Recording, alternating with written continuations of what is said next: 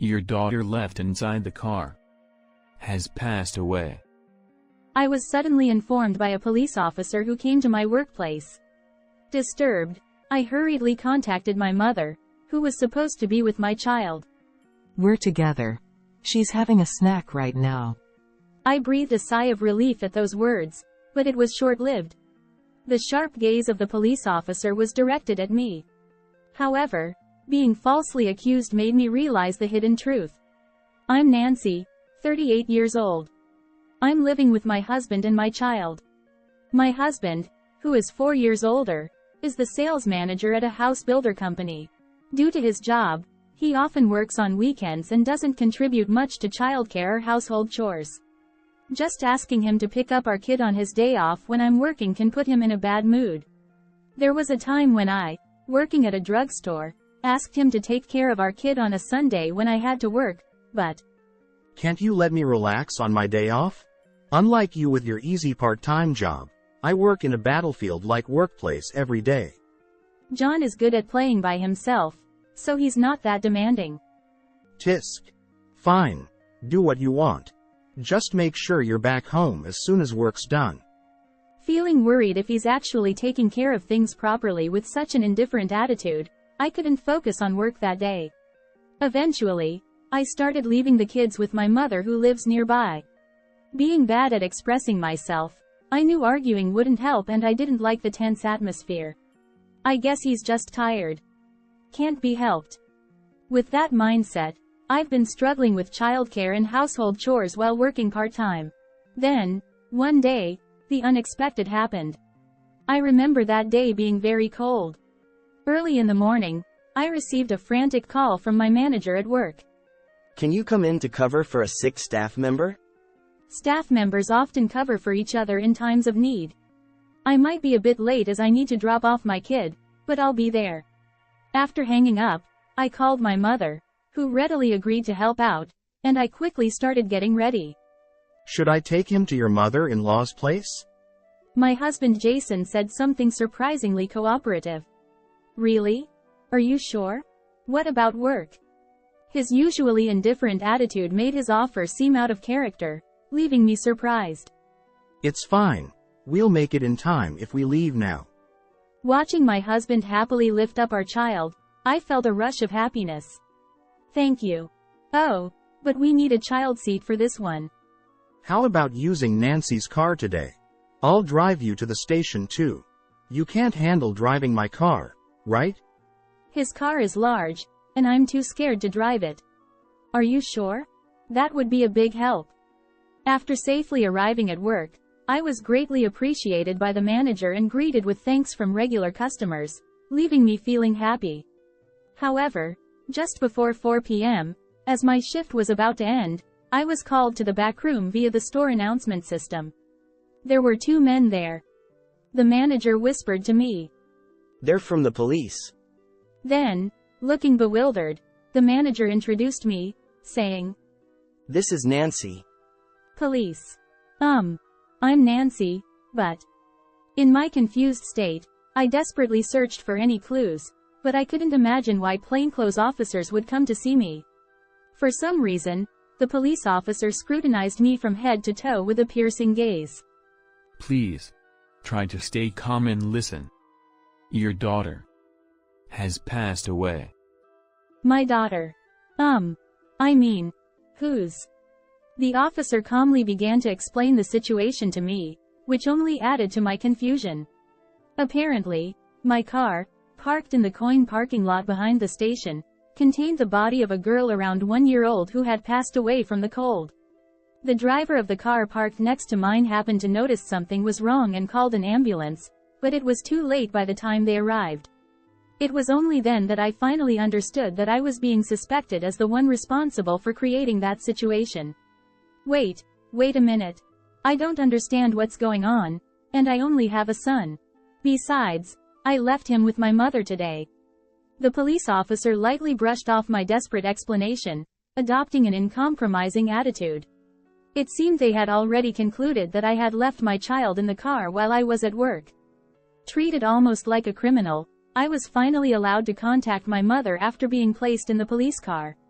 My, what a strange child. She's with me, isn't she? My mother, unaware of the situation, sounded incredulous over the phone. Though I felt relief hearing that my son was safe, the fact remained unchanged. The girl was found dead in my car. Upon arriving at the police station, I was repeatedly questioned by a sharp-eyed detective, who asked the same questions over and over again. I explained that on that morning, my husband had taken our child and driven him to my mother's place in my car.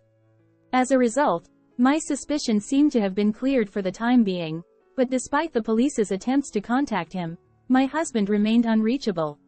While the police tried to reach him, they asked me, "Do you know the deceased girl? We'd like to confirm." Honestly, this moment was more painful than being suspected myself. Seeing the girl lying there, seemingly asleep, I couldn't help but cry for her. Unfortunately, my impression of her was that I might have seen her somewhere before. When I honestly conveyed this to the police officer, he said, "Please contact us if you remember anything." Finally, I was released.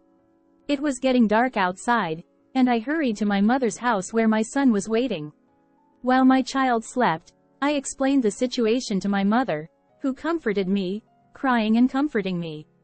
When I returned home, it was past 9 p.m., and my son fell asleep immediately. During that time, I called my husband several times, but there was no answer.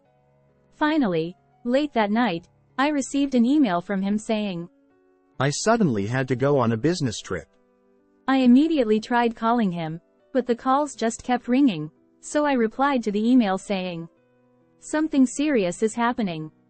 However, after that, I couldn't reach him again. That day, I spent the whole night without sleeping, but there was something else bothering me besides my husband. That girl. I feel like I've seen her somewhere before. Anyway, I won't know anything until I ask my husband about the situation. I waited for the start of my husband's work hours and finally mustered the courage to call him. I wanted him to contact his company from his business trip location, but to my surprise, I found out that he had been on leave since the previous day. "Oh, I see. I'm sorry, thank you." After hanging up, I couldn't think straight for a while. In the midst of shock, the only thing I could think of was to consult with my best friend Amy. As I opened my phone to make the call, I was startled. Hastily, I checked the messages Amy had sent me. No way. This can't be true. In one of the messages was a picture that shocked me to the point where I involuntarily exclaimed. Because there, in the photo with Amy, was the girl who had been left in my car. What a revelation. The deceased was Amy's daughter. Yesterday's inexplicable events suddenly fell into place. Why was Amy's child left in my car? It wasn't just paranoia. I became convinced that my husband and my best friend were having an affair. And I recalled a scene from 2 years ago when Amy, divorced and single, got pregnant. She had said, "Who the dad is will be a secret from Nancy. The life of an unwed mother, right?" With a meaningful smile. Could that girl possibly be my husband's child? There was no concrete evidence, but I couldn't let it slide. Overwhelmed with anger at being deceived by my husband and best friend for so long, and for the sake of the deceased girl, I resolved to uncover the truth. Despite my usual aversion to confrontation, I had been passive in contradicting my husband until this betrayal opened my eyes. An innocent child suffered because of the foolishness of 2 adults. I was determined to bring closure, so I immediately took action. After dropping off my child at daycare, I headed straight to Amy's house. When I arrived at her apartment and rang the doorbell, Amy, with sleepy eyes, opened the door. "Long time no see. Were you sleeping?" "Huh? Nancy. Why?" Seeing Amy's bare face, she quickly tried to close the door, but I anticipated it and wedged my bag between the door. "Jason is here too, right? Let's talk inside." I think I found Amy's fluster amusing and was smiling. Perhaps my smile seemed eerie and frightening to Amy. "Fine. But that's so unfair, springing this on me out of nowhere." With a tense smile, Amy reluctantly let me in. I heard her calling out to my husband to wake up from the back room. Huh. Nancy? My husband was indeed there, still half asleep. However, his surprise lasted only a moment, and by the time he came to the living room, he was already completely unapologetic. Tisk. So, you figured it out, huh? Upon seeing my face, he brazenly remarked in a joking tone. Amy, who had been flustered just moments ago, was now grinning behind my husband. Could you stop teasing me? I have something to ask. I said. Oh, scary, scary. Feeling the urge to shout at Amy for her feigned surprise, I desperately suppressed it. You probably contacted her about her daughter, right? Even though you know that, why aren't you two going to pick her up? It seemed like my husband and Amy expected me to be contacted about Amy's daughter. How much do these people really know? Still, I couldn't understand their actions. Come on, cut me some slack. Isn't she being taken care of by the police? With those words, I realized they didn't know about the death of her child, but I was shocked by their overly optimistic attitude. At that moment, I decided I would only reveal the truth after extracting it from them. But why did this happen? I asked. Well, we were surprised too. When we got back to the parking lot, there were a lot of people around the car. Yeah, there were some dramatic folks there. Then, the two of them started chatting away about what happened the day before. It turns out my husband, who had taken a day off, had planned to spend time with Amy from the start. But when they tried to check into a hotel near the station, Amy's child became a nuisance, they said. So, they parked my car in a coin parking lot and went to the hotel, leaving the child in the car. Learning about their impulsive actions left me speechless. And when they returned from the hotel to the parking lot, they found the police surrounding my car and even an ambulance had arrived. Feeling it was getting serious, they apparently fled the scene. In such a situation, one would normally worry about the child, but the two of them had conveniently interpreted the situation to suit themselves. They were considering that the police were taking care of the child, seeing it as an opportunity to take a break from childcare duties for a while and relax. It left me utterly dumbfounded. So, how long have you two been together? I asked straight to the point, despite their unabashed recounting of events. You're quite oblivious, aren't you? Oh, that's so like Nancy. Well, it's been since right after my divorce. It's been 4 years. I was just helping Amy out with her divorce. It's a common pattern. I had actually suspected my husband of cheating at the time, but being pregnant, I chalked it up to nerves and dismissed it as my imagination. It was quite a surprise to find out that his affair was with my best friend. Right. So, then you're the father of Amy's child? That's right. Unlike our son, our daughter is adorable. Peering into my face, as if trying to provoke me, my husband nonchalantly admitted to it. He said he just happened to think of borrowing my car. Since Amy didn't have a car, he thought they could all go out together since my car had a child seat. Well, why didn't you just divorce me and marry Amy then? Feeling like our time together had been wasted, I blamed my husband. But once again, he came up with an unbelievable excuse. Too naive. If I did that, my affair and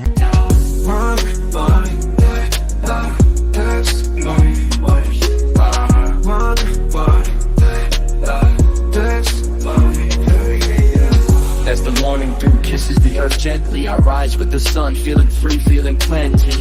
In the quietude of dawn, where dreams unfold, I find solace in rhythm and stories untold. From the whispers of trees to the songs of birds, I draw inspiration from life's gentle words. In the symphony of nature, my spirit soars, a melody of hope behind closed doors. I lace up my shoes, hit the pavement light, each step a beat, in the rhythm of life. With every breath I rewrite my story in the stars, shining bright. In the stillness of the morning, I find my flow. In the silence of the sunrise, I let it all go. With every verse I let my heart show. In the gentle beginnings, my spirit will grow. In the hustle of the day, I find my stride. With every challenge I face, I take it in my stride. In the chaos of life, I seek to confide in the power of music where I can reside. From the city streets to the open sky, I spread my wings, ready to fly. In the rhythm of motion, I amplify my dreams, my hopes, reaching for the sky. I paint my world with words, colors bright. In the canvas of life, I find my light. With every rhyme, I ignite a fire within, burning bright. In the stillness of the morning, I find my flow. In the silence of the sunrise, I let it all go. With every verse, I let my heart show. In the gentle beginnings, my spirit all grows. So here I stand, in the twilight's embrace, a storyteller in this vast space. With every word I speak, I trace my journey, my truth, leaving a trace.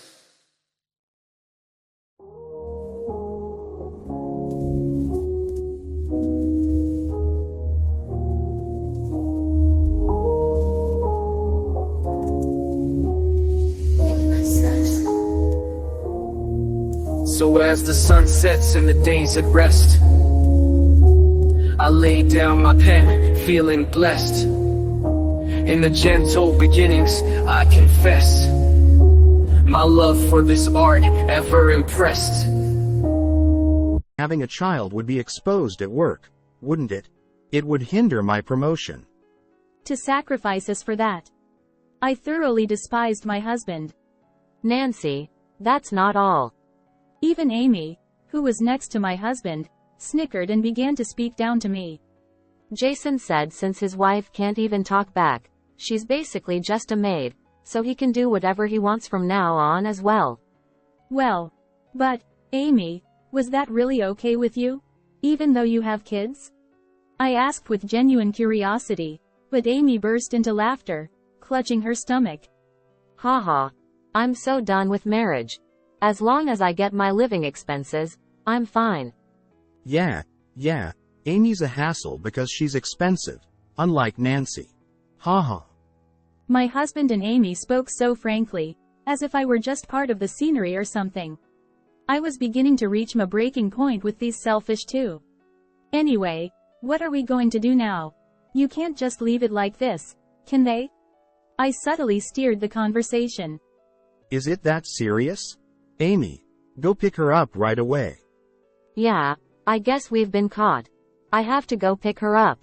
But, I'll probably get scolded by the police. She's not old enough to come home alone anyway. Up until now, they hadn't shown any concern for the child, only worrying about themselves whenever they opened their mouths. Enough is enough. There's no room for sympathy. Finally, I decided to reveal the truth here. I'm disgusted. Both of you are only thinking about yourselves. Huh? What are you trying to say? My husband glared at me with displeasure, but I felt no hesitation. I'll tell you the truth. Your daughter died yesterday. Because she was left in the car in the middle of winter. Both of them widened their eyes in shock and disbelief. Poor thing. How cold must it have been? What are you talking about? That's impossible. Your thoughtless actions took the life of an innocent child. Then, Amy pointed at me and started yelling. It's your fault. It's all Nancy's fault. Amy, you're really something else. How about showing a little remorse? Shut up. Shut up. It's all Nancy's fault for marrying Jason. Amy introduced her husband to me, so I couldn't understand the meaning behind it. I thought perhaps Amy was in a state of confusion due to the shock of losing her child. When I was going through a tough divorce, you had to rub it in by getting married. Showing off.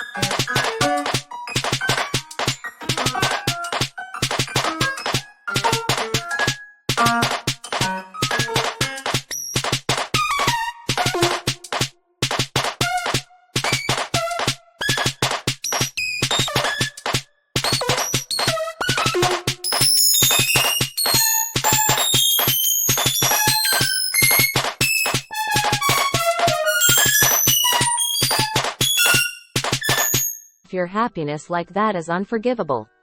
What are you talking about? Your affair was the reason for the divorce, wasn't it? You brought it upon yourself. No, it's not like that. It wasn't supposed to be like this. Crying, Amy continued. I was supposed to be happier. And kept focusing on herself. Meanwhile, my husband desperately tried to justify himself while watching Amy cry uncontrollably. I'm not involved in this. I always intended it to be just an affair from the start. It's too late for that now. Amy's child might not even be mine, right? Nancy, technically we're still not divorced, right? He tried to cozy up to me as he spoke.